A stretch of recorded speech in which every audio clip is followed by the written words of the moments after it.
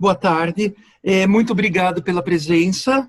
E depois de tantas aulas, nós examinamos o ferro. Então, eram aulas mais pesadas da maneira como é o ferro, mas que solicita muita atenção.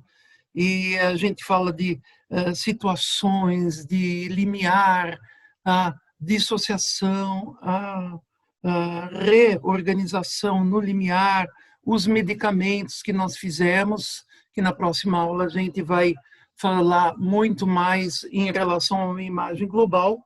E agora nós vamos falar dos componentes sem da a união toda do carbo argentum crótalus laquesis, que pode ser com ou sem equinácea. É D8, né, Lúcia? Ou D6, a equinácea do carbo argentum crótalus laquesis. Pode ser D6 ou D6. D8. Ou D8 junto, sem problemas, não é isso? Sem acrescer, sem tal uma. Então, é isso. Eu vou começar com algo que foi mais ou menos dramático para mim, que era saber como funcionam os medicamentos no sentido de entender como é que eles agem, quais os sintomas que eles causam. Será que isso tem alguma situação, alguma relação? Então, nós temos na medicina antroposófica, na homeopatia, em todas essas terapias, uma série de sintomas e o médico vai precisar escolher o medicamento. A maneira mais fácil para isso é decorar os sintomas, passar no exame muito bem, porque decorou tudo aquilo, e depois, daí a 1, 2 anos, esqueceram tudo. E será que não tem uma regra para isso? Então, eu vou ler aqui um medicamento, e eu queria que agora, durante a minha leitura, vocês pensassem que poderia causar tudo isso. Será que existe uma relação entre todos esses sintomas? Então, vamos lá. Fluidos escapam involuntariamente. Menstruação com sangue filtrado, preto e escuro com coágulos. Escapa o soro. Fezes pútridas, mucos aquosos misturados com sangue, diarreia, sangramento, infiltração sanguínea em superfícies inflamadas, sangramento preto proveniente das úlceras, sangramento do pulmão, útero e bexiga, hemorragias passivas, suores frios, catarro na bexiga, esgotamento vital, perda da vitalidade, prostração, torpor, sente quase sem vida, medo do escuro, ansiedade, terror, indiferença, descaso com a vida, perda de calor, febre com partes do corpo geladas, feridas não cicatrizam, distúrbios digestivos, ardor, azia, vômitos, flatulência, relaxamento dos vasos sanguíneos, extravasamento de sangue nos capilares. Gente, são sintomas absurdamente desconexos. A pergunta que eu fiz era: qual a relação desses sintomas causados pela intoxicação homeopática do carvão vegetal, possíveis de serem tratados pelo carvão? Todos esses sintomas são possíveis de serem tratados, mas como é que você vai entender isso num mundo de diagnósticos, de sintomas? É assim, uma coisa muito abstrata. Pega um computador e ele vai chegar a essa conclusão. Não vai, porque ele vai... Todos os sintomas que vocês colocarem no computador e ele tiver o sintoma de cada substância, o sintoma toxicológico de cada substância, se entrar um sintoma de estar com a unha encravada, ele vai numa coisa que... ou uma indigestão, que o cara comeu aquilo, alguma coisa, e não tem nada a ver com a doença, então não dá também. Então, nós precisamos aqui pensar, estamos diante de todos esses sintomas de um quebra-cabeças. Nós temos as peças do quebra-cabeça mas nós não temos a imagem dele para ir colocando as pecinhas, vendo a imagem, ela vai ficando... Porque as pecinhas têm a imagem de cabeça para baixo e não dá para virar de cabeça para cima. Isso tem que ser feito. Mas nós não podemos fazer ao acaso, nós temos que saber uma ideia. Por que esses sintomas assim? Qual a relação desses sintomas? Então, a homeopatia é kantianista. E o Kant diz, é impossível reconhecer a base primordial das coisas que se encontra além da esfera dos nossos sentidos e da nossa lógica. É impossível ver tudo isso. Então, como ver a imagem do carvão observando todos esses sintomas que eu li? A Maria de Lourdes, que é médica homeopata, que dava aulas muitas para mim, ela me recebia assim com muito carinho. Ela disse: Flávio, eu já falei para vocês, eu queria fazer um pacto com o demônio, para um a mais, um a menos no inferno, não tem problema. E eu iria lá com todo o prazer, se alguém me conta, se você me contasse para o diabo me contar qual é a regra geral que eu posso ter para que naquela regra todos os sintomas estivessem presentes como uma imagem. Ela queria a imagem das substâncias, principalmente enfatizado a imagem anatomopatológica. E isso estava desconectado. Então ela disse: Flávio, quando eu morrer, eu vou rezar para você descobrir isso, porque é uma coisa fundamental para todos os médicos poderem receitar, porque eles precisam de ter uma lógica, porque na alopatia você tem o diagnóstico diferencial, você tem o diagnóstico todo, mas na homeopatia, esse diagnóstico, e em todas as outras medicinas, são a imagem do remédio, e isso vai sendo aprendido, e a pessoa aprende um monte de sintomas durante a vida e acerta com precisão, mas isso precisa ser algo muito mais fácil. Então, isso acontece. Nós vamos falar como nós podemos chegar a essa lógica, a essa imagem, a esse conceito do carvão, que engloba todas as características físico-químicas, físicas, biológicas, bioquímicas e sintomatológicas, toxicológicas. Essa imagem não era acessível na homeopatia. Então, os médicos homeopatas, o que eles fizeram? Eles conseguiram superar essa limitação de Kant, diz que a última verdade, a realidade total das coisas, nós não podemos saber, nós só podemos saber aquilo que está acessível aos nossos sentidos.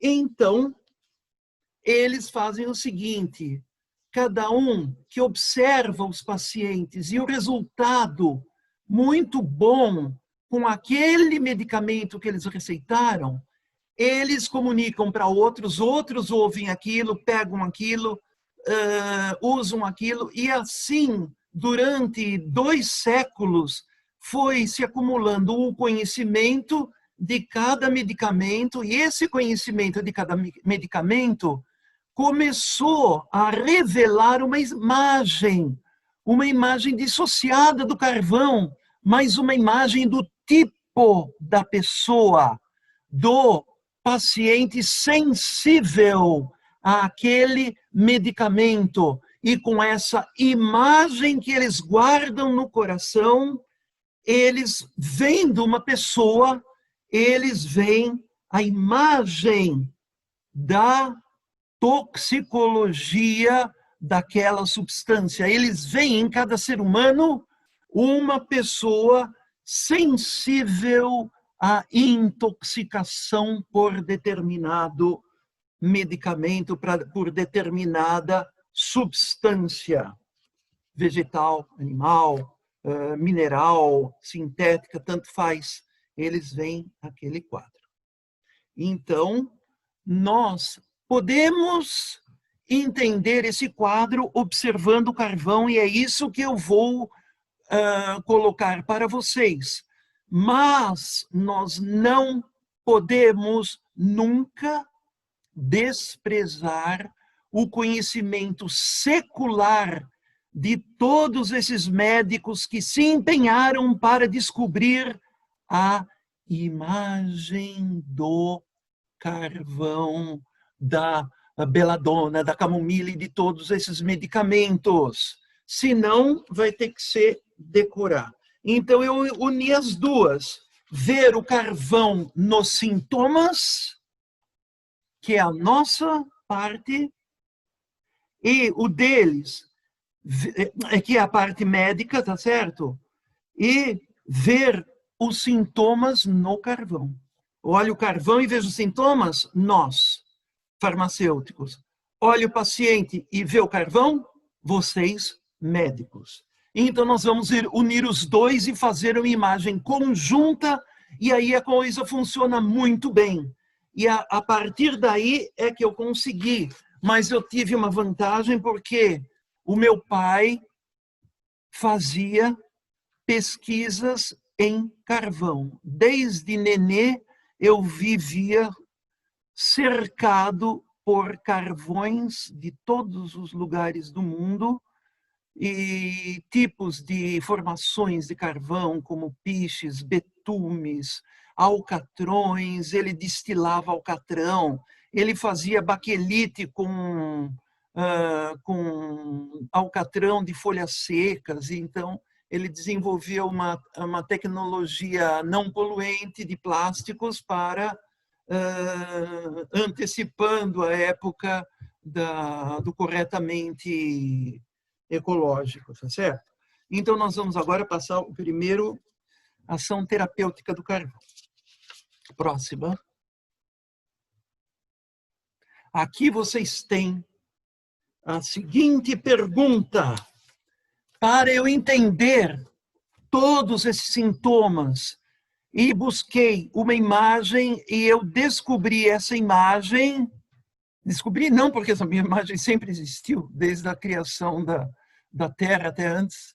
Então, é o ciclo do carbono. Vocês têm em cima o tecido vegetal.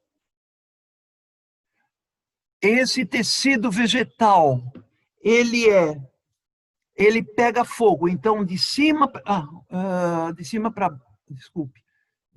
para baixo, pode? Aqui. Então, eu tenho o carvão, o tecido vegetal pegando fogo. Aqui no meio, ó. Ele está pegando fogo e ele vai se transformar num pedaço de carvão. Aí eu impeço que ele se transforme em gás carbônico e tenho comigo o carvão. Tá claro? E a explicação, então, é o que está acontecendo entre formação de um tecido vegetal na planta, esse tecido vegetal, tecido cortado, retirado da vida, ter secado, ter pegado fogo, saído fumaça, virado brasa, apagado a brasa e se transformado em carvão. E agora, você pode passar o próximo, acho que está mais fácil de entender. Aí, esse tecido vegetal, então, ele passa por todos esses processos. Quando vocês riscam um fósforo, vocês percebem, até se transformar em carvão. Mas aí vocês impedem, vocês apagam a brasa, impedindo que a brasa continue formando cinza e gás carbônico e impedindo que o carbono perca sua forma. Esse é o primeiro caminho. E a partir de cada fenômeno, nós iremos examinar os processos sintomáticos, os sintomas referentes a cada etapa da queima. Agora, esse ciclo é como se fosse um ciclo bioquímico. Se eu interrompo aqui, eu prejudico aqui, isso daqui não pode vir para cá, isso daqui não pode ir para lá. Então, nós vamos fazer o seguinte, o animal não pôde comer o vegetal porque ele se transformou num carvão. Então, nós vamos ter os problemas relacionados com a impossibilidade de assimilar um tecido vegetal. Mas, como esse tecido vegetal está morto, ele não pôde realizar a fotossíntese, levando o gás carbônico até a estruturação do tecido. Ele não pôde se decompor em gás carbônico. E esse terceiro caminho, primeiro caminho, segundo caminho, terceiro caminho, ele tem uma implicação em cada distúrbio disso, nós vamos encontrar um sintoma. E agora nós vamos começar vendo o carvão como o primeiro ciclo do tecido vegetal se transformando em tecido vegetal seco. Eu pego um serrote, eu corto o galho da árvore, ele, além de perder a vida, ele está cheio de água que provém de todo o fluxo de seiva, e agora, deixando ele secar, eu vou ter eliminação, deixa eu ver aqui, eliminação de água junto com as substâncias que evaporam junto com a água, uma água perfumada. E o que significa perda de água? Perda de água significa perda de vida. Então, vejam vocês, aqui tem um tecido vegetal. Esse tecido vegetal está ficando seco. Então, ele perde a água. O que significa perder a água? É perder a vida, perder a vitalidade. Então, nós temos um ponto importante da ação do carvão vegetal no esgotamento vital. E a observação dos médicos que sempre receitaram o carvão vegetal, o carbo vegetabilis, são os seguintes sintomas. Lentidão, eu vou ler rápido, não precisa anotar, porque depois vocês vão ter tudo isso, tá certo? Lentidão metabólica com perda de energia e calor vital. Frieza e palidez do corpo com tendência à cianose. E é mais no rosto e nas extremidades. Torpor, indolência mental e intelectual. E no vademécum antroposófico. Dispneia do paciente em fase terminal. E na homeopatia, carbo vegetabilis D30 ou C30 no coma. E se essa pessoa entrou em coma, mas não tem lesões e é possível que ela volte, então uma dose de carvão, ou colocar ele na língua, debaixo da língua, ou injetar, se tiver injetável, qualquer coisa com carvão 30, você tira ele e faz com que ele despenque para a terra e saia do coma. Então, é muito conhecido esse tratamento. Então, é desvitalização. Mas vamos continuar. Olha, essa parte daqui, deixa eu só mostrar. Tecido vegetal indo para tecido vegetal seco. É essa fase que eu acabei de falar. Agora, nas próximas, tecido vegetal seco indo para tecido vegetal pegando fogo, é o que eu vou falar depois, agorinha. Depois, o próximo é tecido vegetal pegando fogo até brasa, é o outro que eu vou falar depois. E o que acontece aqui nesse que eu vou falar agora? Sai a água e sai a fumaça. O que significa essa fumaça saindo? Qual a implicação disso nos sintomas, na atividade terapêutica? O carvão não tem fumaça, o carvão não tem água, o carvão não tem fotossíntese, mas ele guarda tudo isso como uma memória, porque ele foi criado a partir dos processos, e todos esses processos que deram origem ao carvão estarão presentes. Próximo slide. Isso. Então, eu tenho aqui água, tecido vegetal seco, não dá para ver, mas vocês podem perceber que ali em cima tem tecido vegetal seco, que está escrito aqui, se transformando em tecido vegetal pegando fogo. Antes de pegar fogo, a madeira ainda está úmida, não é? Um pouquinho, já saiu uma boa parte da água, mas ainda ela está úmida, então sai aquela fumaça branca muito forte e levando a umidade junto. Se nós pegarmos um funil e colocarmos lá para pegar aquela fumaça, ele vai se condensar num líquido chamado alcatrão, que em latim se chama creosotum. O creosotum, ele é formado por estruturas de carbono em decomposição. Ele é formado por metano e por, como se chama na química, hidrocarbonetos alifáticos, metano, etano, propano, etc. E por hidrocarbonetos aromáticos, ou seja, benzenos, que tem aquela C6H6, aquele núcleo benzênico, se lembram? Então, e formado também por fenóis. E o que são esses fenóis? É um OH que fica ligado ao benzeno. Então, OH fenólico. São substâncias altamente desinfetantes. O padrão de um desinfetante que é levado para o registro é o índice fenólico. Então, aqui você tem OH, você tem vários tipos de fenóis, tudo isso na fumaça. E uma coisa que eu achei interessante é que o antraceno da fumaça, ele é precursor de muitas substâncias, como o esqueleto antracênico. Ele existem muitos princípios ativos naturais, que têm todos uma característica. E o esqueleto fenantrênico, que é esses três, só que os três estão um em cima e dois embaixo.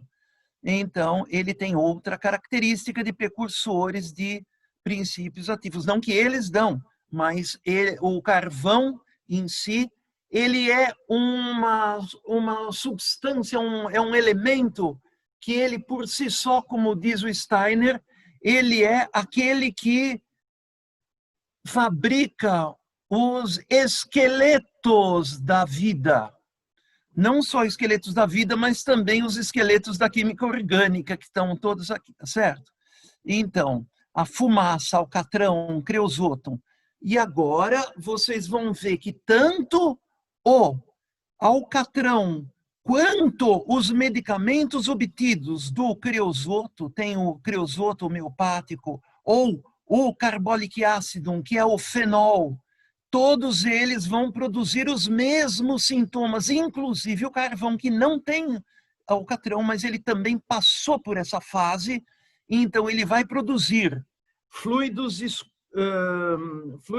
escapam involuntariamente, fezes pútridas, muco aquoso misturado com sangue, fezes com muco sanguíneo escuro, diarreia, sangramento, infiltração sanguínea em superfícies inflamadas, sangramento proveniente de úlceras, tudo que é coisa líquida que ele tira, tá certo? Mas o importante aqui é líquido cáustico, queimante, escoriante e mata a vida. Os gregos falavam que líquido vivo, que é gosma, catarro, leite, todas essas secreções são plenas de vitalidade, mas aqui nós chegamos a um líquido que, ao contrário, ele acaba com a vitalidade. Então, nós temos aqui os sintomas. Todos os líquidos estão cáusticos, queimantes, escoriantes, desde a lágrima, catarro que queima aqui essa região, saliva que queima a boca, ouvido, onde tiver líquido, ele vai, urina, ele cáustico, queimante, escoriante, menstruações, fezes, todas elas. Então, esse é o processo da fumaça. Vamos continuar a próxima. Eu queria mostrar aqui, sem muita profundidade, que o carvão ele tem todas as estruturas simultâneas, ele não tem nada de estrutura e tem todas elas. Então, ele tem estruturas antracênicas que podem ser, existem purgantes feitos com antraderivados, são substâncias químicas com fenol aqui, CH3, CH3, então são purgantes. Esse antraceno também é quando esses dois purgantes se unem entre si, eles, ó, aqui está o primeiro, que está aqui em cima, aqui está o segundo, que está aqui embaixo, e ao contrário, porque esse daqui está aqui, porque está vermelho. E esse daqui, os dois são iguais. Está verde, aqui também está verde. Então, eu uno os dois e aqui surge como união um terceiro. Então, essa estrutura agora é a hipericina, que é um sensibilizante da luz. Então, um boi que come, um boi malhado que come hipericon, ele vai ser queimado pelo sol, mas só a parte branca dele é queimada, a parte preta não. E ele também, com luz, ele também é um antidepressivo. Ou uma substância também que faz que você pode usar para evitar uma decomposição da carne. Então, é o tanino que você coloca na pele e essa pele não apodrece e só fica os pelos e aquele couro. Ou, então, essas são as estruturas, por assim dizer, cartesianas, todas certinhas. Então, você viu o hipéricon todo reto, retilíneo, as galhas que se formam nas plantas.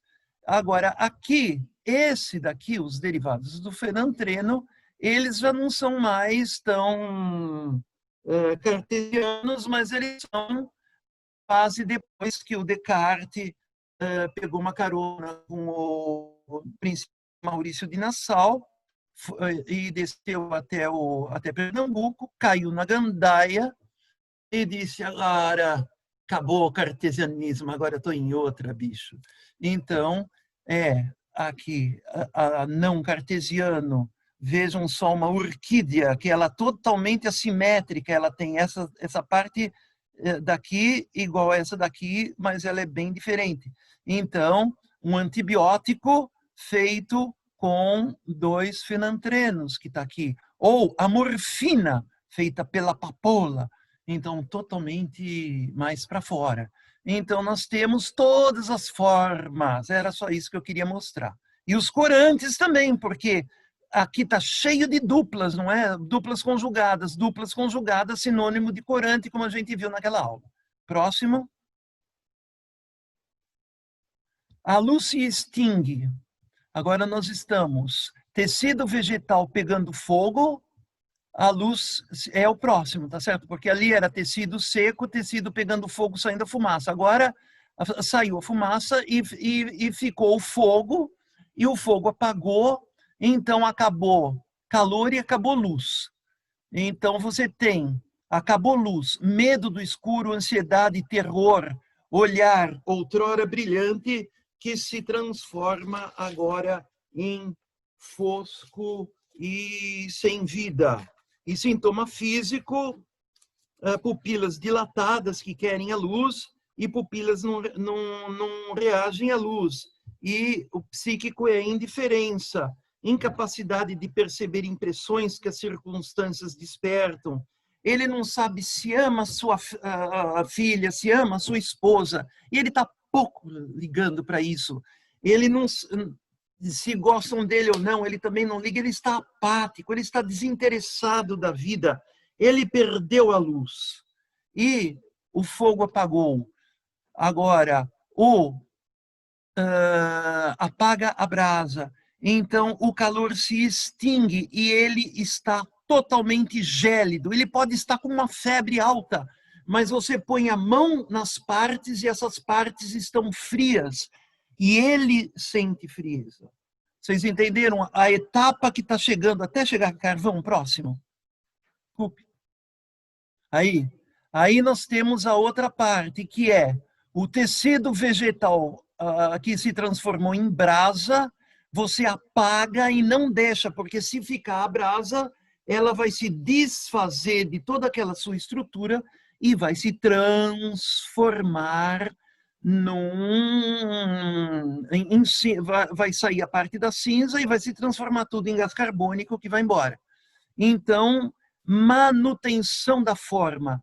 A forma do carvão que ficou é tão intensa que se você pegar um pedacinho de carvão de um galho que foi queimado e virou carvão, você quebra, você olha para ele, você vê tecido, parênquima, floema, xilema, parênquima, tecido disso, tecido daquilo, está tudo lá.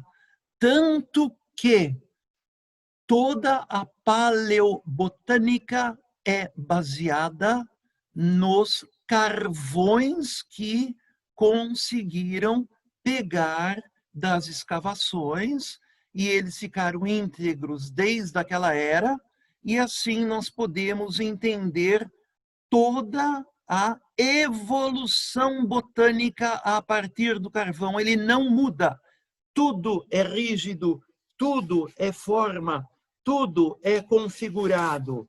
E, resumindo, então, todas as feridas, elas não cicatrizam.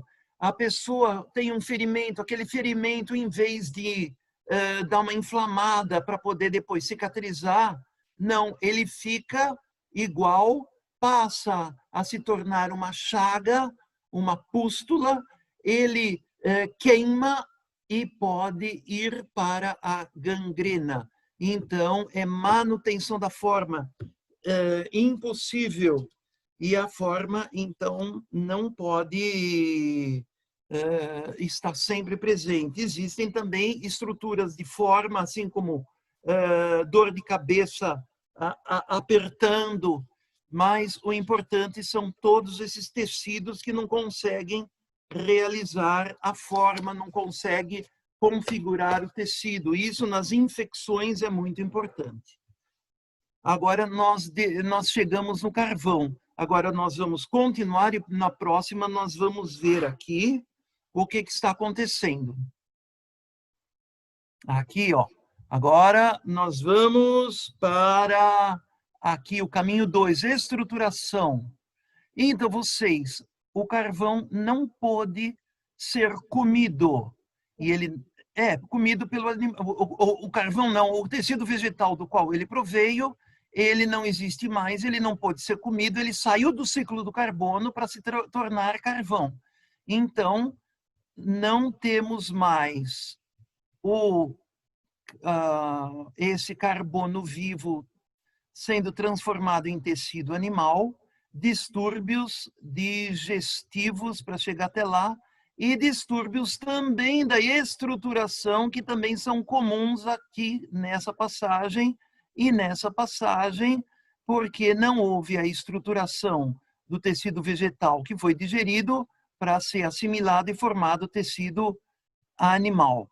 Então, nós vamos ter aqui problemas digestivos, desejos proibidos por café, ácidos, doces, salgados e alcoólicos, aversão pelas substâncias de fácil digestão, e ele não gosta de comer coisas saudáveis pelo melhor dos alimentos, mas ele gosta daqueles alimentos que fazem mal, como assim uma buchada de bode, como e coisas desse tipo. Então ele adora isso daí, mas depois ele passa muito mal. Plenitude gástrica, congestão digestiva, flatulência, sensação de plenitude e aqueles pensamentos depois de comer 2 feijoadas e a sobremesa, e a pessoa então fica com aquele torpor, isso problemas digestivos, queimação estomacal, distensão estomacal, e é um excelente medicamento para indigestões. E os vômitos, com um corpo frio, pulso filiforme, hálito frio, porque aí são todos esses sintomas que vocês viram antes que estão presentes lá. Certo? Paciente quer ser abanado. E gases, todo alimento se transforma em flato. Então, espasmos do intestino e estômago, distensão estomacal e melhora expelindo os gases. Perturbações digestivas. E no próximo nós vamos ver as perturbações de estruturação, que eu já falei para vocês, que é debilidade dos tecidos, relaxamento dos vasos sanguíneos, deficiência na cicatrização e formação de novos tecidos, com a ocorrência de ulceração que queima, gangrena. E característica importantíssima, estagnação e extravasamento de sangue nos capilares. Então, nós vimos agora as 3 partes do carvão, todo o ciclo do carvão, e todos esses sintomas foram explicados com muito, até ficamos atidos naquilo, certo? Agora, pessoal, nós descobrimos o óbvio, que é como relacionar todos os sintomas com todo o ciclo do carvão, tá certo? A padronização tem, cada farmacopeia diz uma coisa. Então, tem o tecido, vocês pegam um pedaço de carvão, e eles dizem carvão de chopo ou carvão de bétula, diz o Hahnemann, e o Steiner fala carvão, o Steiner não, a farmácia antroposófica carbobétula, tanto que eles chamam de carvão bétula. Eu fiz com uma série de carvões, porque cada um vai ter uma virtude e todos eles vão ter a mesma possibilidade sintomatológica, ampliando isso. Então, eu vou contar agora o caso de um funcionário da indústria que eu trabalhava quando eu estava preparando a aula do carbo vegetáveis e estava me concentrando com tudo isso. Então, eu passei no Veleda e pedi de presente um pedacinho de bétula. Depois eu usei outras bétulas, depois usei outras, até que com o decorrer do tempo eu fui fazendo com muitos carvões, e assim a gente pode ter uma grande gama de carvões.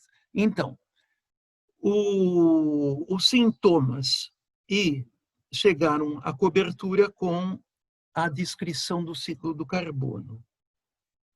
Então, eu tenho agora, o ciclo do carbono é aquilo que nós chamamos de imagem ou o conceito. A mesma coisa acontece quando vocês olham a lua está cheia, o sol está nascendo, uma roda de bicicleta, todos esses são representações de um conceito que é do círculo. E o ser humano só pôde fazer uma roda quando ele assimilou o conceito do círculo. Representação, sol se pondo ou nascendo, lua cheia, alguma coisa assim que tem na natureza. É só você fazer isso na areia, você vai ter também um círculo. Então, esse é são as representações do círculo. E o conceito do círculo é a região compreendida dos pontos equidistantes do centro. É o lugar geométrico dos pontos equidistantes do centro, é o conceito do círculo. Esse conceito do círculo agora engloba em si todas as representações, representação e conceito. Agora, lá embaixo está a roda, que foi um objeto construído a partir da vivência do círculo. Então, eles têm essa característica de entender o conceito estar como que um espelho da realidade espiritual, do pensar criador divino que criou a Terra, o sistema solar, o universo. Então, essas ideias, elas são captadas no conceito. E o conceito é aquele plano que está entre as ideias divinas de criação cósmica e da realização dessas ideias na formação da Terra. Esses são os conceitos. E nós precisamos, então, fazer esses conceitos, criar esses conceitos. E a minha pergunta agora é, esses conceitos que nós percebemos e vemos como esse conceito do carbo, esse conceito, por um acaso, ele foi criado aqui, ó, dentro da minha cabeça, ou ele existe na natureza? Ele está. Se ele fosse criado na minha cabeça, a minha cabeça seria isso daí seria um modelo. E para esse modelo ser uma realidade, ele tem que se tornar realidade, ele não é mais modelo, ele é um fato.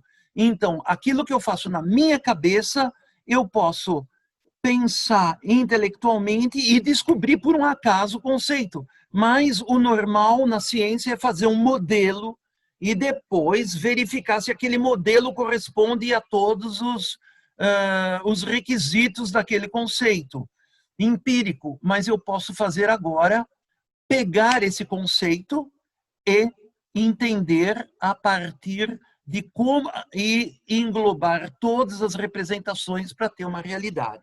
Tá claro? Então, esse conceito não está na minha cabeça. O conceito carbono, ele está aonde? Em cada carvão, em cada processo de elaboração do carvão. O conceito de uma planta não está na minha cabeça, está na planta. Se estivesse na minha cabeça, a minha cabeça seria um órgão de secreção de conceitos, mas o conceito está na planta. Então, a minha cabeça não é um órgão escritor, é um órgão de perceber a ideia das coisas. O olho percebe o aspecto visual das cores, o ouvido percebe o som do material, certo? Então, ele percebe o som. O cérebro percebe a ideia e ele pega todas as representações dadas pelos órgãos dos sentidos e descobre o conceito. E é isso que nós temos que ter quando nós estudamos cada medicamento. Esse é um método científico. Então, mas como é que eu posso ter essa tempestade cerebral e entender isso? Você tem que, entre representação e conceito, você vê todas as representações e de repente tem aquele raiozinho, pá! Você entende a ideia que está por detrás de todas os objetos externos, de todas as representações. Gente, eu estou falando mais isso porque isso é método científico de Goethe e é válido para toda a pesquisa científica antroposófica. Nós temos que entender esse conceito. Como você faz um problema de física? Eu tenho um trem correndo do lado da direita para a esquerda a tantos quilômetros por hora. Eu tenho um outro trem que está correndo da direita, do sentido contrário, a tantos quilômetros por hora. Qual é? E ele apita numa frequência de de 450 vibrações por segundo. Qual é a nota que vai ficar quando ele chegar, ele se aproximar? Então, você vai ver que ele faz, porque as vibrações, de repente pá! Você descobre o raciocínio. Então, a maneira pela qual nós podemos chegar a esse conceito é prorrogando o tempo de observação para que o próprio conceito se revele. Mas de que jeito? Parando de pensar. Se você pensar, você vai estar relacionando uma coisa com outra. Você não pode. Você só pode fazer isso parando de pensar. E quando você para de pensar, você fica numa situação que nem aquilo que a gente faz no quimismo. Todas as substâncias ficam como num estado de transição, num nada. E aí, pá, aparece tudo pronto. E o exemplo disso é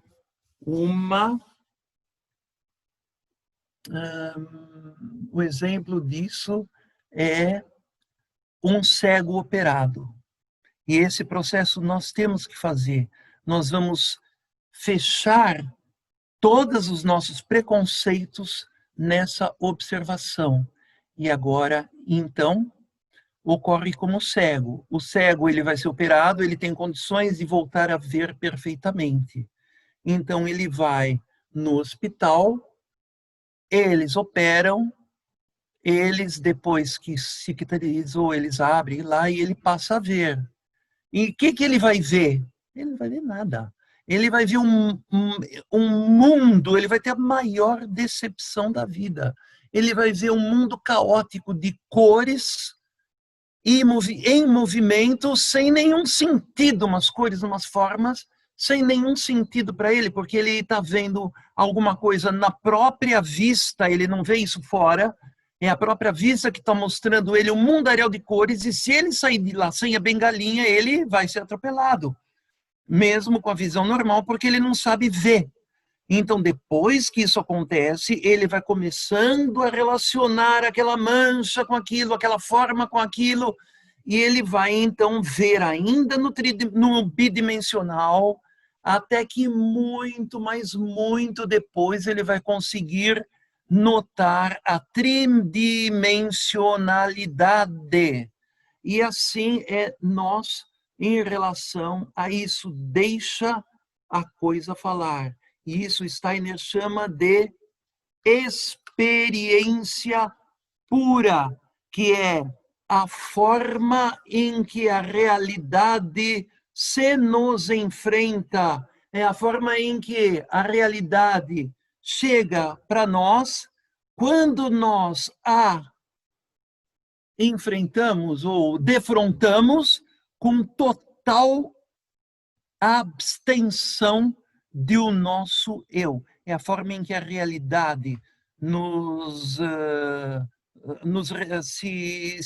se mostra a nós quando nós a defrontamos em total ausência de nosso eu. Senão alguém fala alguma coisa, tem pessoas que já são assim, você fala, ele já deu o diagnóstico, já falou tudo, já deu toda a situação, e aí já está tudo feito, não dá para fazer mais nada, acabou. Então, você tem coisas para poder aprender isso com calma. Então, era essa a questão do carvão. Eu falei de uma substância que está sendo feita, então nós podemos entender. Agora, a silícia é uma substância, não vou dar aula de silícia agora, na próxima. A silícia é uma substância que foi formada antes da gente nascer, e começou a ser formada junto com a formação da Terra.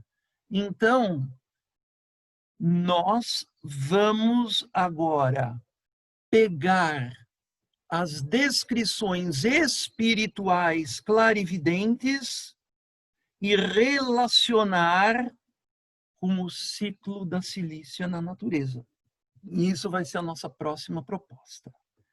Eu falei do carbono, e essa parte muito forte do carbono, da forma da estrutura e da situação de podridão e do desinfetante que é a fumaça, e do desfazer a forma, e tudo isso está ligado com a septicemia.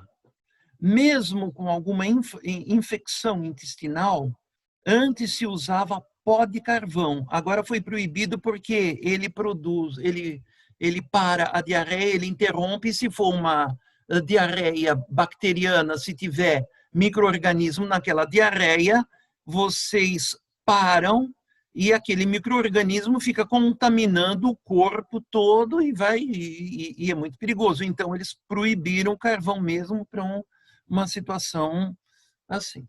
Então, nós estamos nessa situação de ver a família e nós precisamos entender o conceito para não ficar repetindo sintomas, não ficar repetindo. Ah, aquele cara falou isso, mas está no conceito, eu tenho que ver esse conceito, tá certo?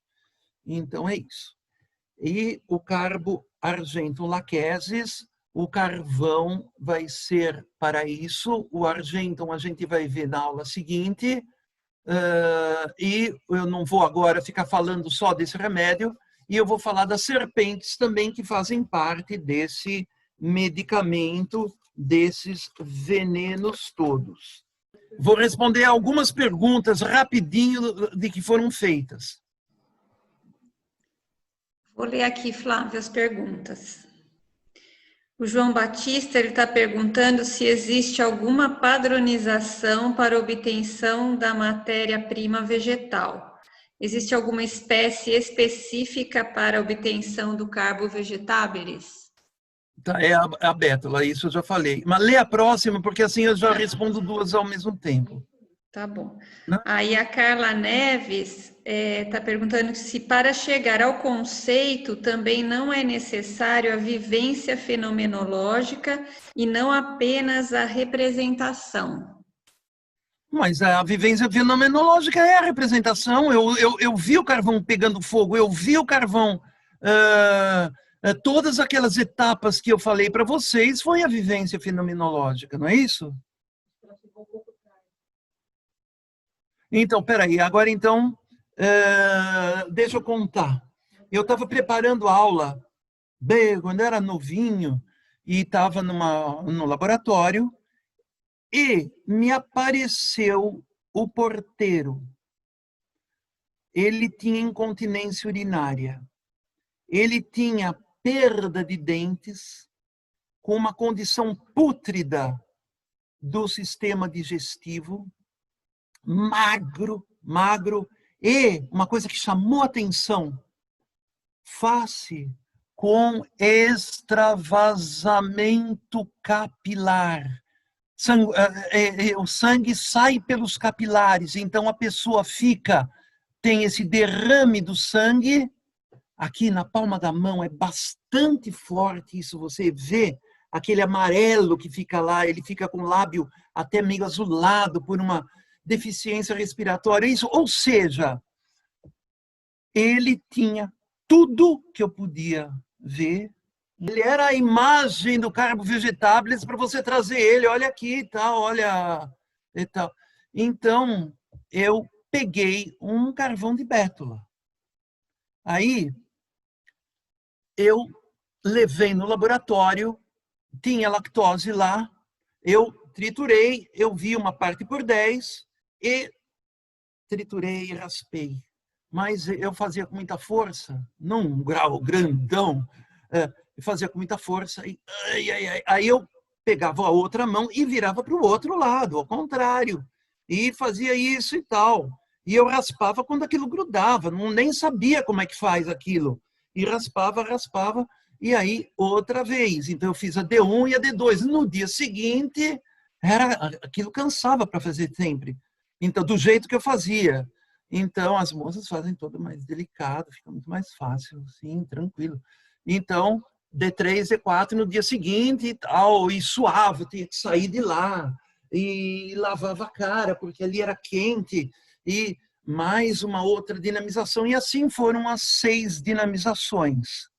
E aí, no outro dia que eu fui, eu terminei a sexta dinamização, ou seja, a sexta trituração homeopática, e joguei dentro da água uma parte daquilo para 9 de água, agitei e dinamizei, fiz a D7, fiz a D8 e fiz a D9. Quando chegou na D9, terminou o expediente.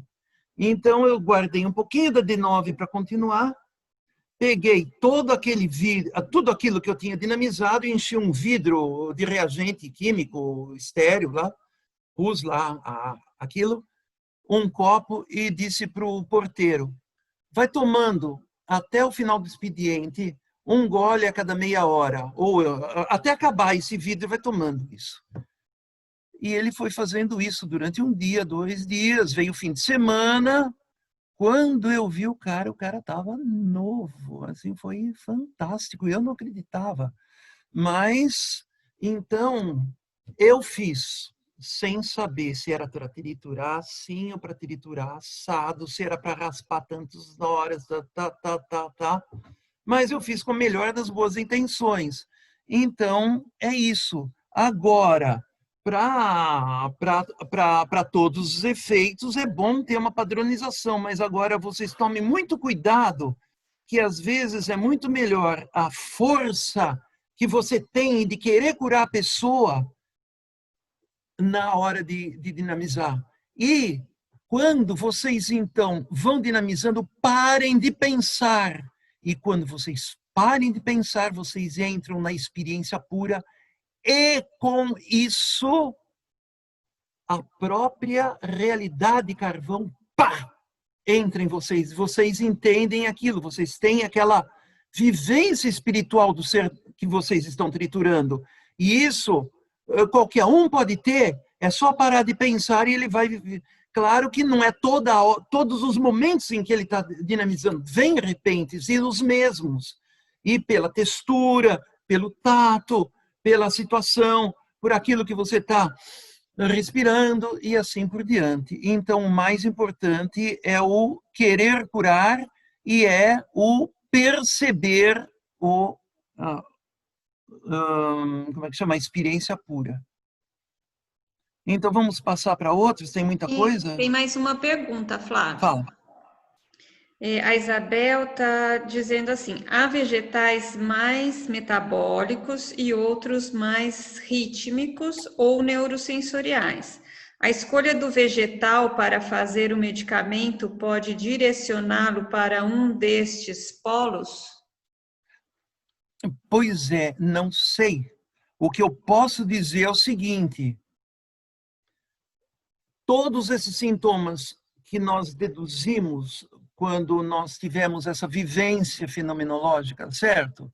Todos esses sintomas que estão presentes na matéria médica, que estão anotadas e tudo isso, eles foram obtidos de um carvão. Agora, se vocês tiverem uma árvore que, além de ter carvão, elas têm inclusões de oxalato de cálcio, e aquilo foi queimado e se transformou em óxido de cálcio, ele vai estar lá presente também. Ele vai alterar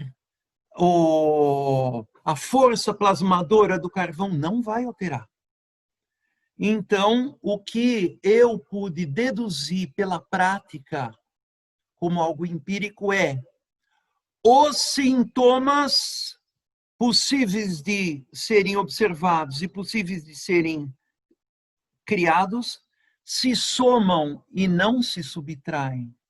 Ou seja, se ele tiver sais de lítio, porque viveu numa floresta que tinha lítio lá, que era fundo do mar antigamente, fundo de lago antigamente, se ele tiver tal outra substância, se for uma árvore metabólica toda essa, ele vai ter um pouco de diferenças, mas são diferenças muito sutis. A única coisa que eu posso comparar é com uma árvore metabólica e uma árvore neurosensorial que eu faço um bocal de flauta, de uma madeira, por exemplo, de uma madeira extremamente compacta, Então, o som dele vai ser preciso, vai ser forte, pá, pá, pá.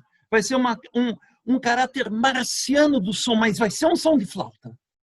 Depois eu pego a madeira de uma euforbiácea, que flui muito líquido. Ele vai ter mais uma fluidez. Mas isso é percebido muito, muito, muito sutil. E eu vou ser sincero, eu percebo isso porque eu estou tocando. E a flauta, como tem as chaves furadas, você sente a vibração do instrumento na mão enquanto toca. Então você vai ter o som, a vibração, o ambiente. Então você vai discernindo algumas características muito difíceis de serem discernidas. Então eu penso que da mesma maneira vai ser uma madeira de bétula, que vai ter essa característica mais de neurosensorial, tá certo? Uma madeira de, sei lá, de suma-uma, que é bem mais metabólica, tá certo? Mas tudo vai fazer efeito do carbo com pequenas sutilezas. Então, vamos lá. Posso fazer só mais uma e daí a gente faz o resto no final, se tiver? Fala. Bom, sobre o processo da fumaça, do alcatrão, como se relaciona com o olho de boi, entre parênteses, entre aspas? Poderia clarear essa imagem, por gentileza? A pergunta do olho de boi da águia é assim que, se vocês forem usar num remédio, fazer um remédio, vocês vão usar um remédio para vista. Vocês, se tivesse duas escolhas só, vocês iriam usar um olho da águia ou o olho do boi? Todo mundo, olho da águia, porque ela vê tudo. Sim, mas o olho da águia, todas as forças de vida se transformaram num olho perfeito e então não tem mais vitalidade. O olho do boi, ele vê muito mal.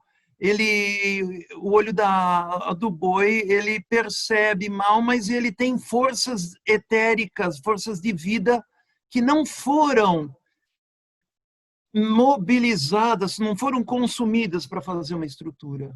Então, aí você vai usar o olho do boi, porque ele traz uma possibilidade de não ter sido expressa. Ele tem aquilo como processo de vir a ser. Então, ele é mais vital.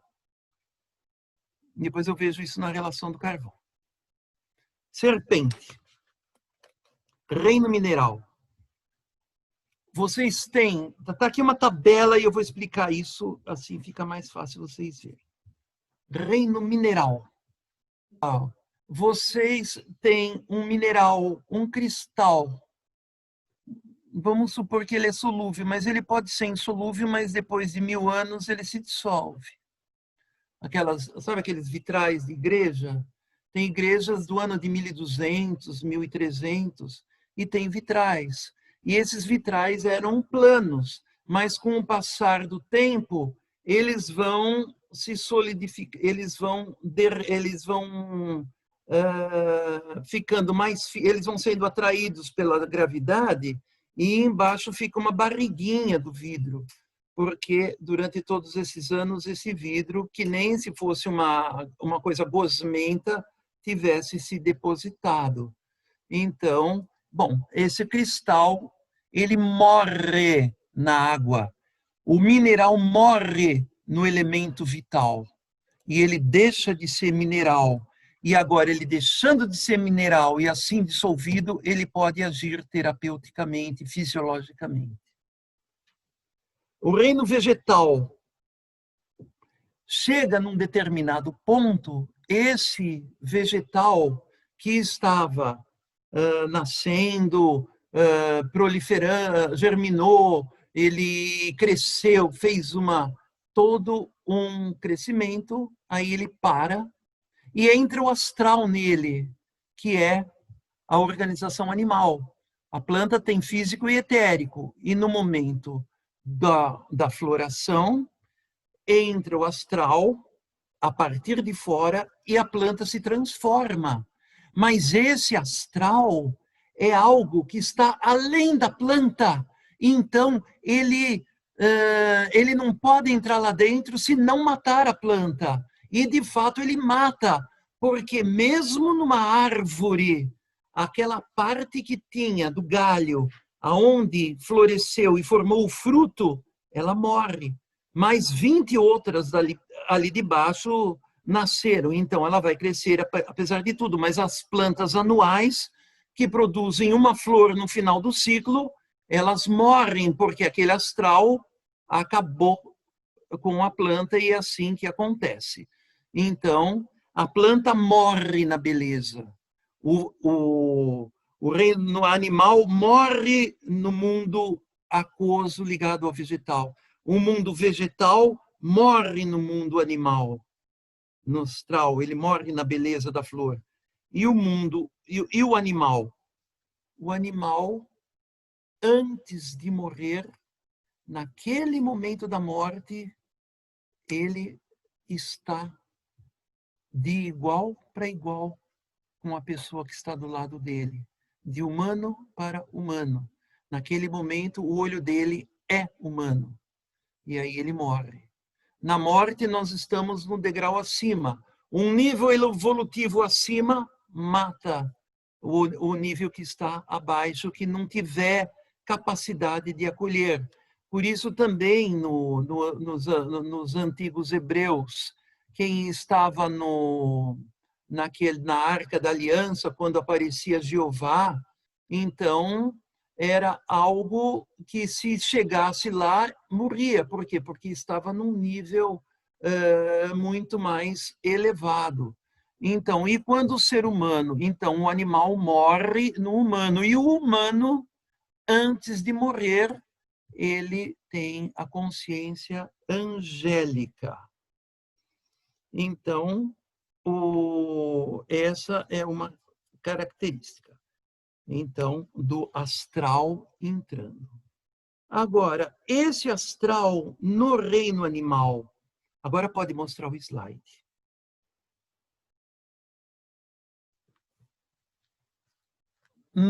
Aqui de baixo, olha, o astral tem um monte de bolinhas ali.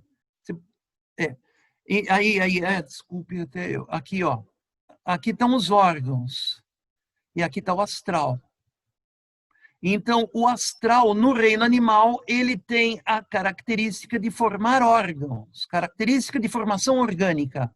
E o campo de vida, o etérico, ele forma os órgãos, ele preenche um campo, o astral age no etérico, e o etérico forma um campo onde as substâncias vão formar aquele órgão. Ele cria um campo de formação. E assim, você tem o gato, o cachorro, todos esses animais. Tá bom. Agora, você tem um astral, mas o animal, ele não tem um órgão. Como assim não tem um órgão? Então, esse campo de formação de órgãos, ele está... não dá para formar esse órgão, mas não vai ter harmonia e ele vai ficar com deficiência. Então, o que acontece? Esse campo formador de órgãos, ele cria uma substância que significa o espectro desse órgão. Então, ele cria uma proteína no lugar do órgão. E assim, ele, sem esse órgão, ou com esse órgão deficitário, ele vai conseguir sobreviver, porque essa substância acolhe esse astral da mesma maneira que os órgãos, as substâncias orgânicas que vão, os precursores dos órgãos embrionais vão acolher esse astral, essa substância acolhe esse astral e o animal fica em ordem. Exemplo, estrela do mar. A estrela do mar, ela tem, é o primeiro animal que surge, os primeiros, eles só tinham ectoderme e endoderme. Mas na estrela do mar surge a mesoderme. Então ela agora forma órgãos mesodérmicos, sistema rítmico, coração, pulmão e tudo isso, tá certo? Mas a estrela do mar ela é muito simples. Ela tem como mesoderme resquícios, eu até mostrei aqui embaixo, no próximo eu vou mostrar para você, não precisa ver agora, resquícios de brânquias, como ela... Então ela precisa de uma substância. O astral dela é um astral de flor. E ele está plasmando o animal, mas ele tem uma mesoderme deficitária, ele não tem coração, ele não tem pulmão, ele só tem umas bolinhas que servem de brânquias. Então, ele produz uma substância que concilia ar com água, que é a saponina. Se você pegar uma saponina que parece que tem efeito de sabão, então você vai ter bolhas de ar na água. E é isso que ele tem. Ele produz saponina, apesar de ser uma substância vegetal, a estrela do mar produz saponinas. Então, essa substância, e a estrela do mar também, ela tem uma grande parte de fluidez, de fluido, o líquido passa por ela. E com isso, essa estrela do mar tem essa conciliação astral-etérico e permite que os líquidos estagnados entrem em movimento, tal como faz o astral. E ela é usada para estagnação do fluxo linfático no câncer de mama. Então, Asterias rubens, porque foi produzido uma substância conciliadora. Próxima.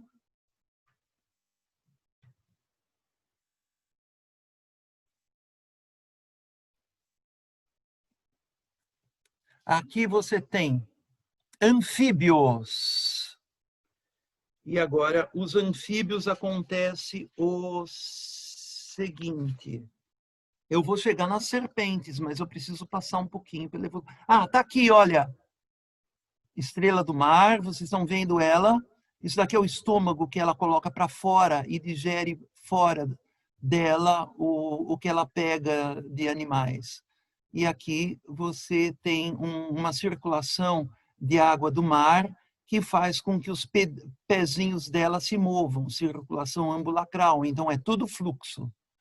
E aqui, na parede, aqui nessa parte, ó, vocês estão vendo essas ruguinhas que ela tem? São uns espinhozinhos. E do lado dos espinhos vocês têm essas línguas aqui, estão vendo? Essas línguas são brânquias que respiram, que pegam o oxigênio dissolvido na água. Hã? É o segundo desenho. Vocês estão vendo aqui o meu...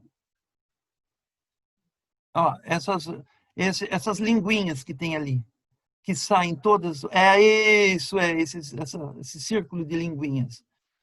E agora nós vamos para os anfíbios, esse nosso amigo, o sapo. Então, o sapo, vocês estão caminhando no campo e vocês encontram uma série de esponja, de espuma, umas espumas do capim. Então, esse sapo, ele nasce como um girino. Esse girino, ele não tem praticamente uma ação astral, porque ele é quase como peixe. O astral faz o quê? Paixão, voracidade, desejos. E isso não é muito comum no reino dos peixes. O astral está muito atenuado. O etérico é bem mais. Ictius é aquele peixes que se fala da vida, no milagre de multiplicação dos peixes.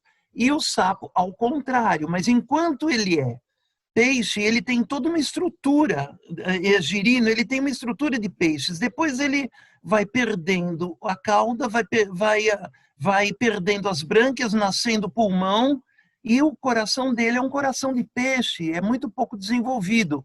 E o pulmão dele é tão fraco que 20% da respiração dele, olha como ele é brilhante, é porque a pele dele precisa ficar sempre molhada para ter água e essa água difundir pelo corpo, e 20% da respiração dele é cutânea. Então, ele tem uma deficiência pulmonar, ele tem uma deficiência cardíaca. Então, o sapo, ele tem uma compensação que é um veneno para que esse astral possa se encarnar direito, que é não é saponina, saponina é estrela. Ele tem glicosídeo cardiotônico. Ele, então, concilia diástole cis. Ele tem uma situação de conciliar astral e etérico a partir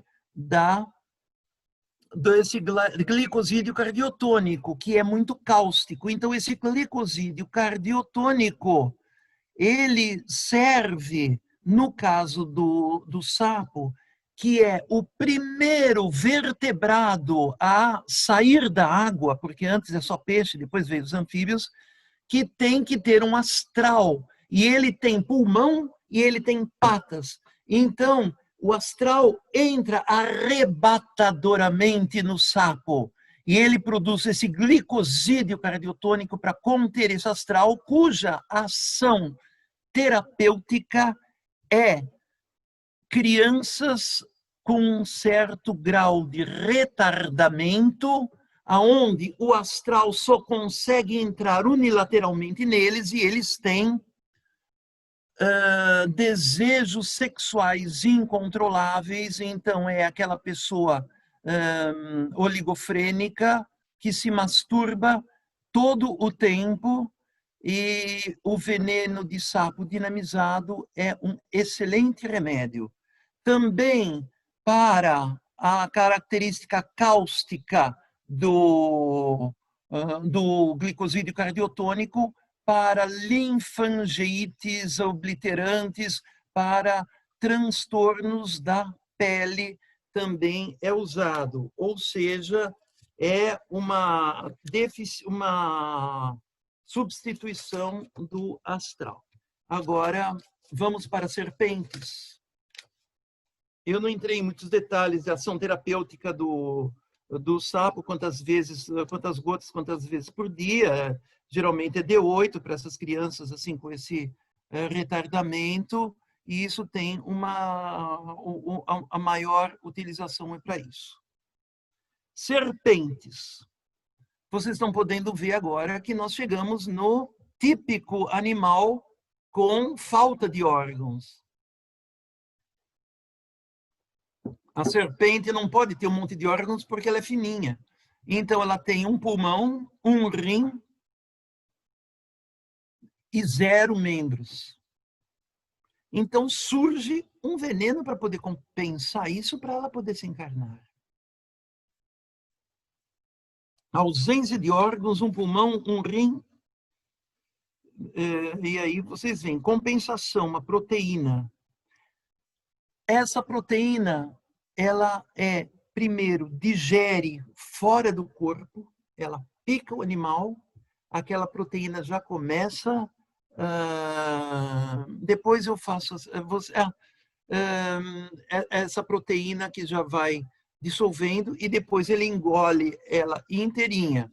E tem serpentes que tem aonde mais tem uma atividade do sistema nervoso produzindo paralisias, como é o caso do Crótalus, e atividade de dissolver a proteína proteolítica.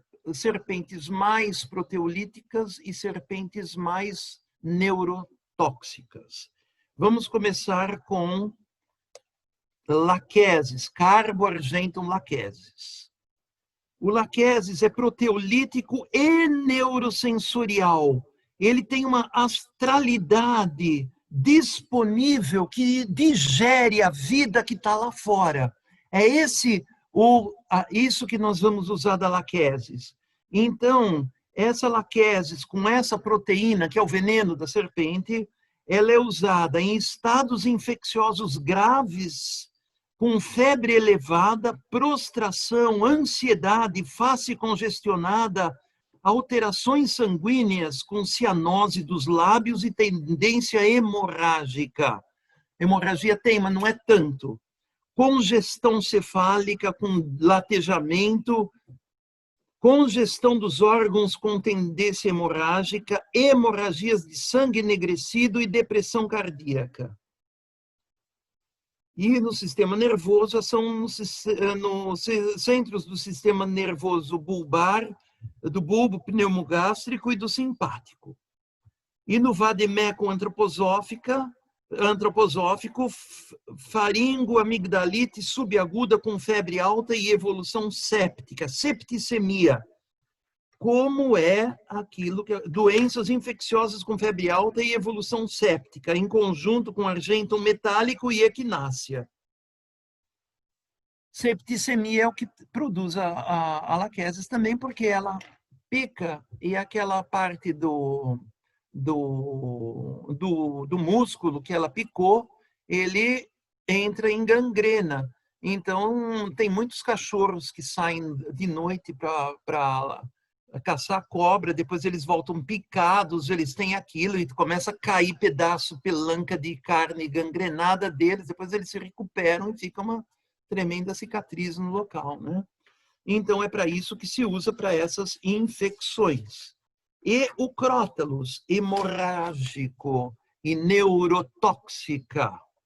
Então, uma ação hemorrágica nos estados infecciosos hepáticos ou tóxicos graves com hemorragia de sangue escuro. E a infecção, ele é um quadro que é importante na infecção com estados infecciosos com prostração e alterações sanguíneas, porque como ela é hemorrágica, o quadro hemorrágico, mesmo na COVID, ele é depois transformado em trombos, não é? Porque aquilo primeiro saiu sangue e depois ele se coagulou, ficou trombo e pode fazer lesões. Então, essa é a importância da laquesis nisso. Então, é essa a característica. E agora nós vamos passar... Não deu tempo. Tá claro? Então, é isso que eu pude falar das serpentes, dos animais, dos venenos, dizendo que eles suprem a deficiência. E o Steiner receita tabaco dinamizado quando a pessoa tem uma deformação orgânica, como um dos medicamentos. E agora nós vamos passar a um outro ponto. Eu falei do astral nas plantas, eu falei do astral da floração, eu falei agora dos animais, agora eu vou falar no astral no âmbito vegetal.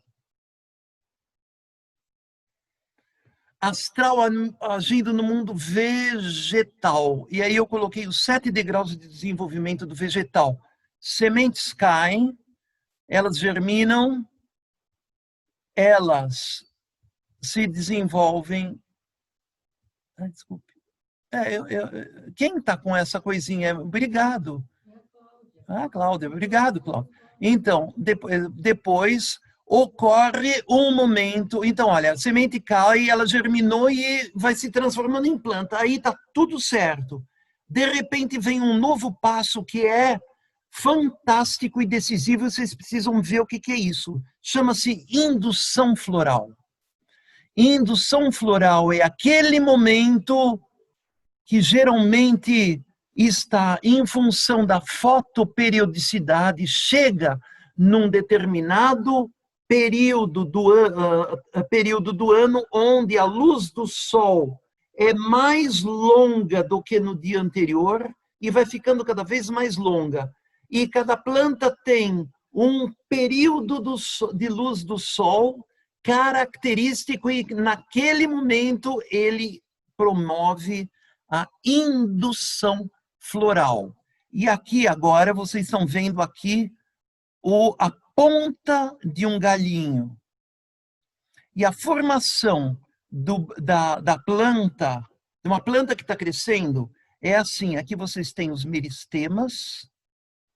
Vocês aprenderam no colegial dermatogênio, periblema, pleroma, que vão criando, então ele vai criando o seu próprio tecido aqui, e que vai saindo daqui essa folha, essa outra folha, essa folha e outra folha. E aí ele vai crescendo mais, e quando isso daqui estava aqui, nasceram essas duas. Quando essa parte estava aqui, nasceram essas duas. Quando essa parte subiu, nasceram essas duas aqui. Agora ele está crescendo, vão nascer aquelas outras duas aqui, e assim ele vai crescendo. Mas essa parte que é um embrional, é tecido embrional, e está aqui ampliada, criando essa foto daqui, esse pedaço está aqui. Vocês estão vendo que agora parou de crescer folhas e houve como que uma crisálida nesse botão floral. E essa crisálida, ela foi gerando algo que está aqui. E esse algo é a própria flor. E é a flor que vai se desenvolver. Então, indução floral é quando a planta para de produzir folhas, ela para de crescer, ela cria aqui toda uma desestruturação, um estado de transição, e agora cada pedacinho desses que vai ser uma flor vai se transformar em flor, e ela nasce simultaneamente, não é uma folha depois outra, depois outra, depois de outra. Então aqui você já vai ter cálice, corola, estames, tudo pronto. E aqui é uma outra planta também, que em outro vegetal é a mesma coisa, que é da folha para a flor, nesse processo invisível de indução floral, ou seja, ele é o limiar, aquilo que nós estamos é aqui, ó. E agora, então, vem as flores.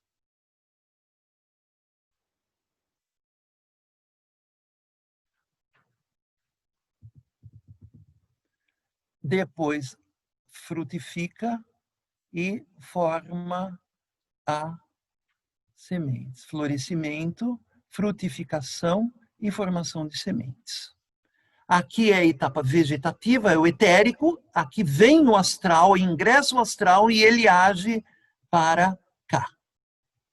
Até aí é uma planta padrão, uma planta bem comportada. Mas às vezes esse astral que entra nela é muito forte. Como você viu esse astral que formava órgãos, na serpente eles precisaram criar uma proteína para segurar aquilo, para poder ter um espectro de órgão, para que esse astral possa agir. Na planta é a mesma coisa. Então, se tem um astral muito exacerbado, essa planta, inicialmente, ela muda a cor da folha. A folha fica vermelha. Então, ela mostra como que um princípio na cor de segurar esse astral. Mas, às vezes, esse astral é mais forte. Então, essa folha fica toda esburacada. E mais forte ainda, ela forma espinhos. E forma aqueles aspectos de folha de bruxa, de planta de bruxa, que tem furos, tem espinhos, tá certo? Então, ela faz com esse etérico, faz com que ela supere isso com cor, com buracos e tal, mas às vezes essa forma não é suficiente. Então, esse astral exacerbado, que está ligado à formação orgânica que é do astral, e se ele entra com tudo na flor, essa flor, na planta, além de florescer, ela vai além, então ela não consegue mais mudar a forma para conter esse astral e ele entra com tudo, então ela produz um tipo que não é proteína, mas é uma substância nitrogenada que se chama alcaloide. E assim nós temos, cada planta tem uma característica de um alcaloide. Você pode continuar agora numa próxima? Isso, olha. Então, o astral, proteína como órgão, então, é uma substância proteica que acolhe o astral com afinidade no órgão. Vocês entenderam? Então, vem o astral, o etérico da planta, yupi, e forma, não pode mais formar forma, ela forma um alcaloide. Então, esse alcaloide desloca a vitalidade, o etérico do órgão. Então, esse alcaloide é muito bom para a planta. Por quê? Porque ela contém esse processo órgão. Então, o tabaco, ele contém esse processo que quer formar um pulmão, por assim dizer, uma característica respiratória nessa planta. A papoula quer cria a morfina e todos os derivados do ópio, certo? Para conseguir conter essa formação de um determinado órgão. E assim todas essas plantas, o secale, que produz o LSD, tá certo?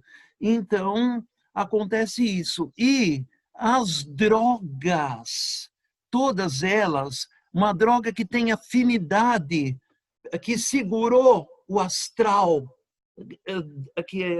que formaria um órgão para ela, ela forma uma substância venenosa para acolher essa astralidade que entrou nela, que foi muito mais forte do que fazer flores. Então, essa planta, se ela tiver uma relação com o fígado, então, o que ela vai fazer? Ela vai esse astral, essa substância astral de fígado da planta, ela vai deslocar o etérico do fígado quando você ingere. Você tem aqui o fígado com seu astral.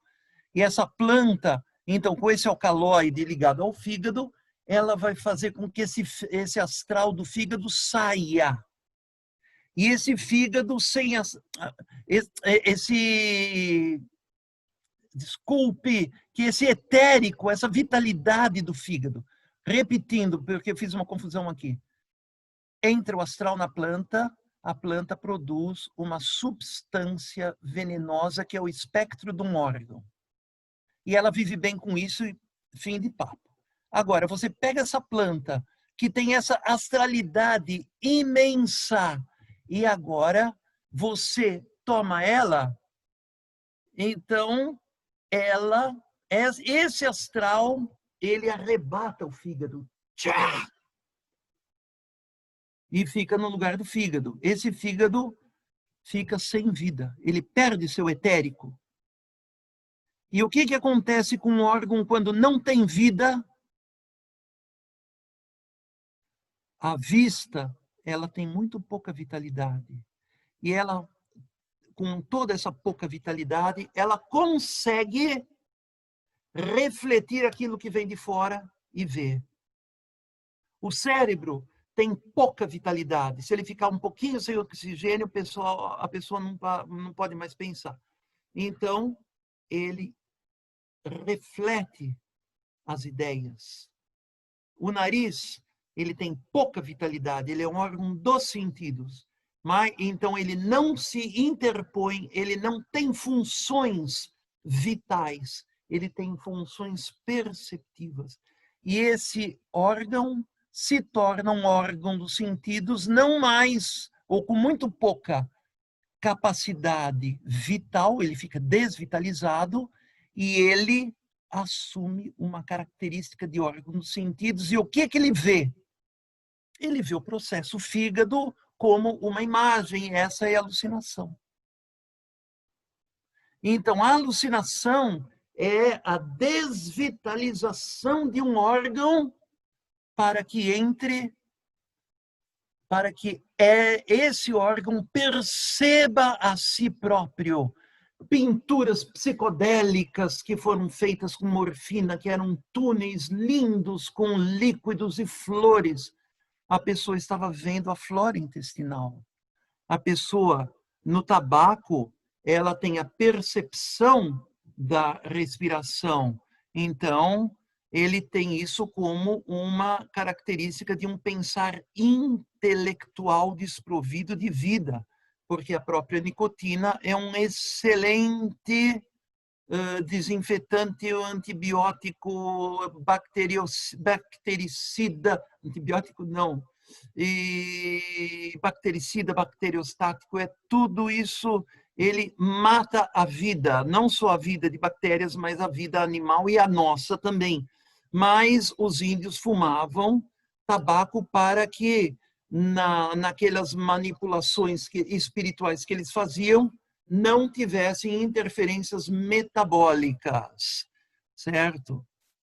Então, a morfina, a consciência dos processos da flora intestinal, e o secale, clavíceps purpúrea, consciência dos processos reprodutivos, como cor e sons, porque ele é só reprodução, é o parasita, é um fungo parasita do centeio.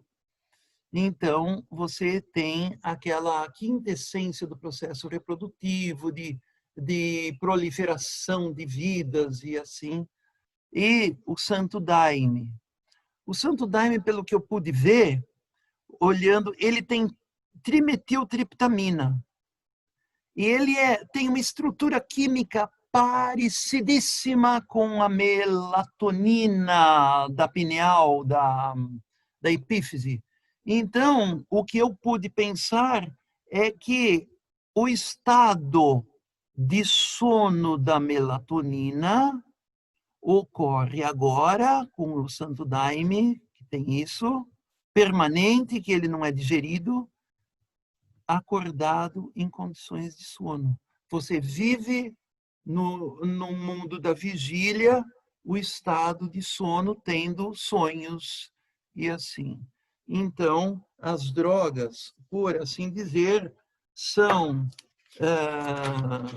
substâncias que estão ligadas a essa característica de tirar a vitalidade do órgão para colocar algo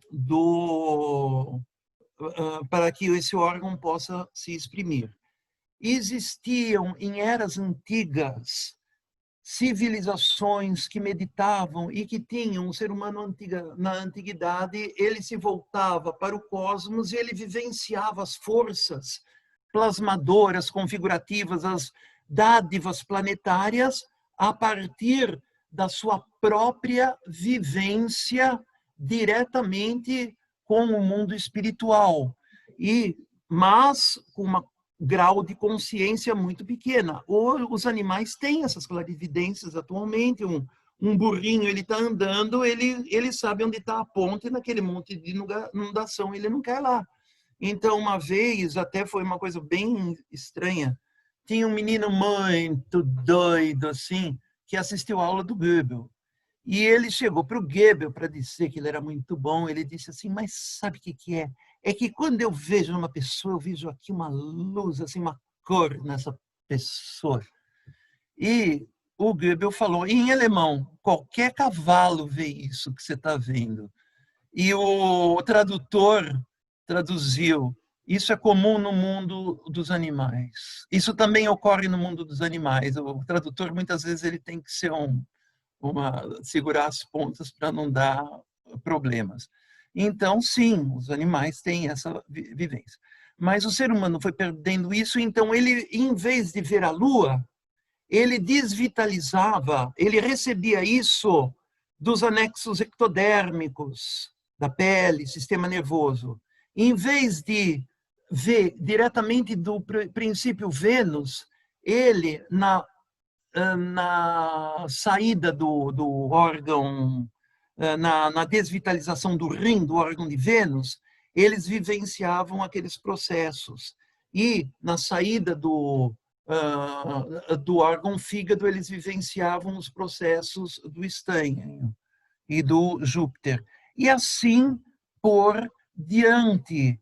Mas, com a chegada do Cristo, eles não era mais possível a vivência dos órgãos. E tem uma passagem no Evangelho que o Bartolomeu, o apóstolo Bartolomeu, tem o Evangelho do Bartolomeu, sempre ando com ele, estava ali, agora eu tirei daqui da mesa. Ele estava na figueira, ou seja, figo é uma planta que tem todo o sistema reprodutor, todas as flores nascem dentro daquela estrutura. Então, a fecundação é tudo lá dentro. Então, é uma meditação tipo usar o órgão. E o Cristo secou a figueira e depois disse para o Bartolomeu: eu vi você debaixo da figueira, você tem esse processo de iniciação, agora você vai ter que mudar para ver a realidade diretamente do mundo espiritual. E no Evangelho do Bartolomeu, ele, para ter isso daí, ele vai ser tão assim que ele desce aos infernos para perguntar pro diabo o que aconteceu com ele e como é que é. O diabo ficou bravo, mas explicou tudo o que o Bartolomeu queria. É interessante ver isso. Mas então, agora, depois de tudo isso que aconteceu, nós temos o seguinte: o Cristo, ele, com a vinda do mistério do Gólgota, para o Cristo chegar na Terra, ele passou por uma série de sacrifícios. E o primeiro sacrifício do Cristo foi libertar os órgãos dos sentidos da escravidão dos órgãos. E isso está ligado com o processo Lua. Então, toda e o Cristo, na segunda descida, o ser humano já, na primeira vez, ele liberta os órgãos, ou seja, o ser humano antes ele era clarividente, e ele então, ele só conseguia ver aquilo que ele formava de imagens internas daquilo que estava ocorrendo lá fora. Quando ele faz esse sacrifício, que está ligado com a Lua, o ser humano passa a ver aquilo que está lá fora e não ter uma visão interna, orgânica, de uma imagem daquilo que está acontecendo lá fora. Depois, o Cristo, mais próximo da Terra, antes do mistério de Gólgota, ele emancipa aquela desorganização entre os órgãos e ele harmoniza o relacionamento entre os órgãos. O que é isso? Quando não tinha esse relacionamento, uma pessoa, que nem faz um animalzinho, ele via uma árvore com frutos deliciosos, ele subia lá e comia. Depois que ele se saciou, ele comia mais com uma enorme voracidade até ele começar a vomitar e ter um extremo nojo daquela comida. Então, simpatia e antipatia em relação a esses processos ligados aos órgãos internos. E no terceiro degrau, Cristo liberta a inter-relação entre pensar, sentir e querer. O cara pensava uma coisa e fazia outra. E aí ele pensava, o ser humano é bem desconcatenado, né? Então ele era extremamente cruel e extremamente sábio. Então essa organização veio no sacrifício do terceiro sacrifício do Cristo antes do mistério de Gólgota, que libertou a inter-relação dos órgãos, entre os órgãos, e entre essa inter-relação entre os órgãos, o ser humano consegue agora fazer esse interrelacionamento entre pensar, sentir e querer. E existem muitas drogas, então, ligadas aos órgãos de Mercúrio, como a cocaína, que vão contra esse terceiro sacrifício do Cristo, porque eles extraem a sua ação a partir dessa desvitalização do pulmão, que é o órgão de Mercúrio. A maconha, por exemplo, da desvitalização de processos renais, e vocês podem ver que ela tem muito disso de ter a solicitação das forças dos rins para desfrutar as delícias de Vênus. Então, ele pula o sofrimento. E agora, esse é a maconha. É essa emancipação do etérico do rim, ele se torna um órgão de percepção, e aí ele pode ter aquela vivência de coisas muito ligadas ao prazer dos sentidos, voracidade, sexualidade, e uma situação de muita calma, muita paz e muita tranquilidade.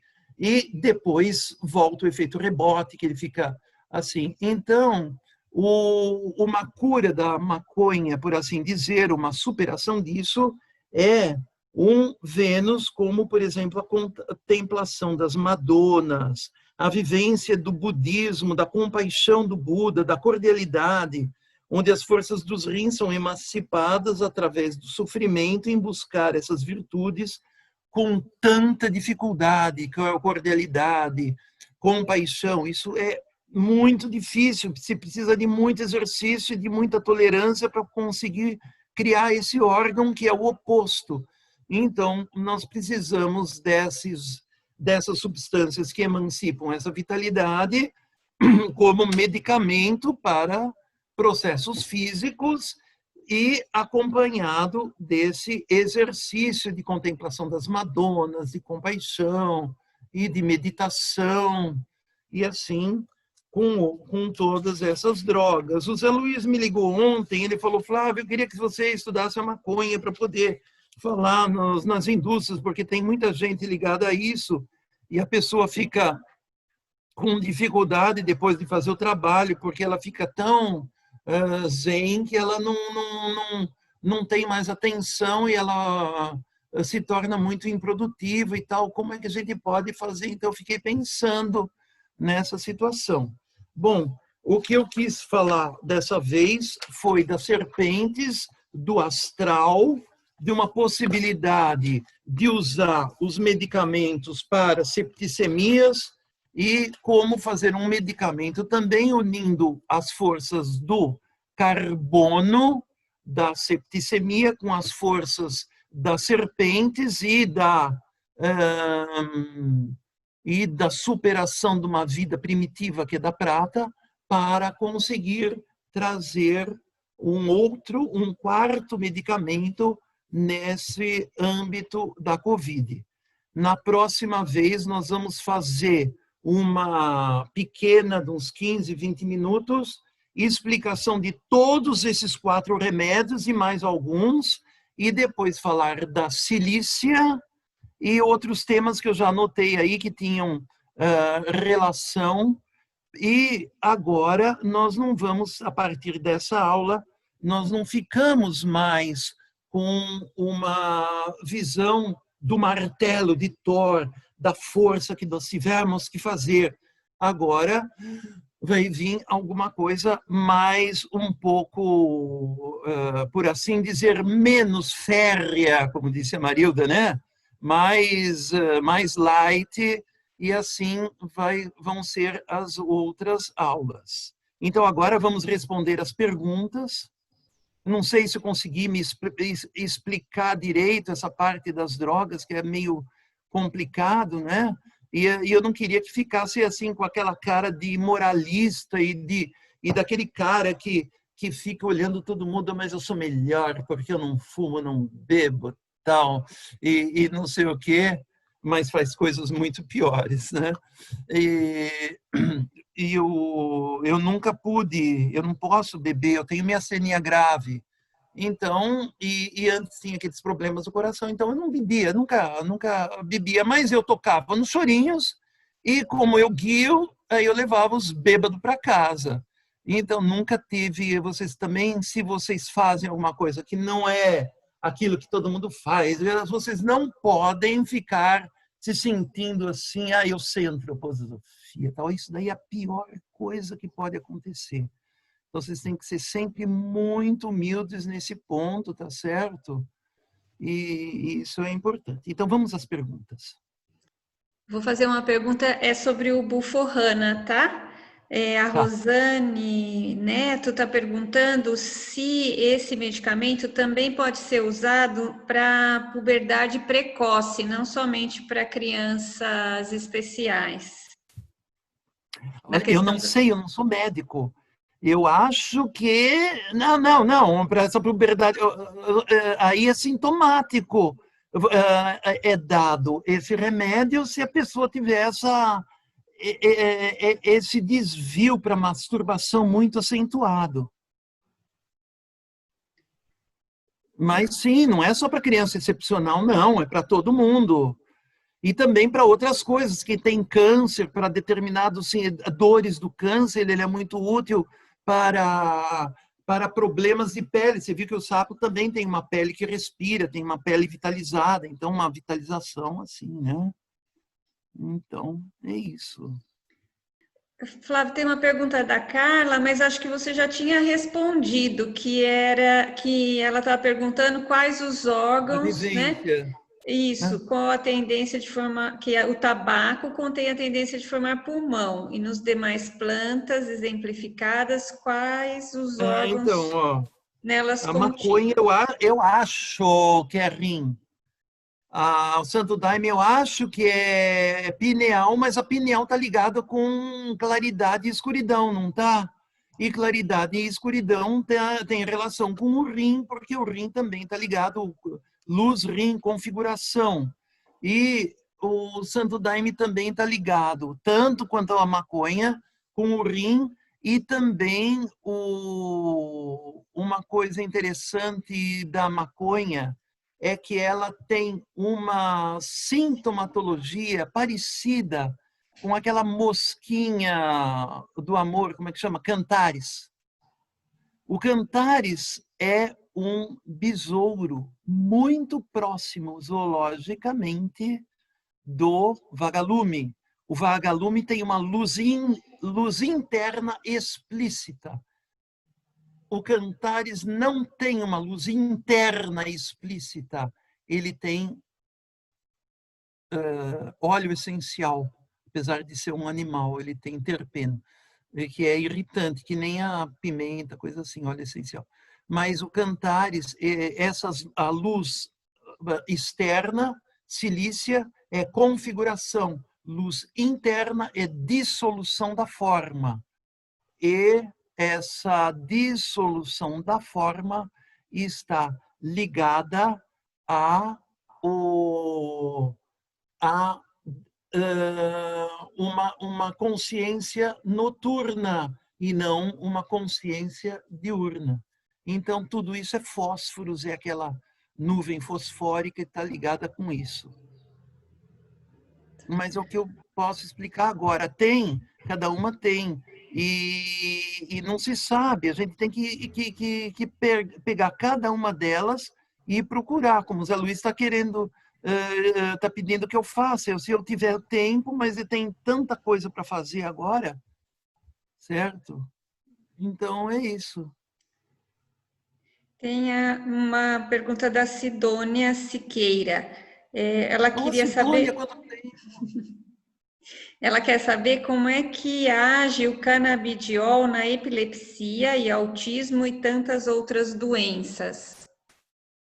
Então, agora tem uma coisa também, não sei assim, o que eu posso dizer. O cannabis, ele tem uma ação relacionada com a luz. Eu vou falar só do glaucoma. É, o glaucoma, ele sempre, o cannabis, ele diminui a pressão interocular, mas também para quem tem uma pressão interocular normal, ele também diminui. Agora, se ele tem toda essa característica que eu falei, isso daí não é uma coisa ruim. Se ele desloca essas forças do rim, se ele mexe com essas forças, ele vai estar como um princípio ativo, ele não vai estar totalmente.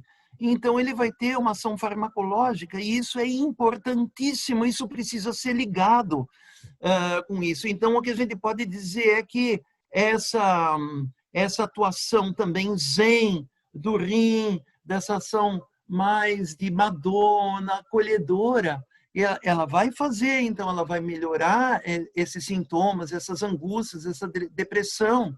E isso não tem problema nenhum em tomar. E a pessoa que está muito mal e tá, é claro que isso daí a gente não pode, você não pode negar uma morfina, como você não vai poder negar um canabidiol quando isso precisa. Então, quem não deixa isso fabricar é de uma extrema maldade, né?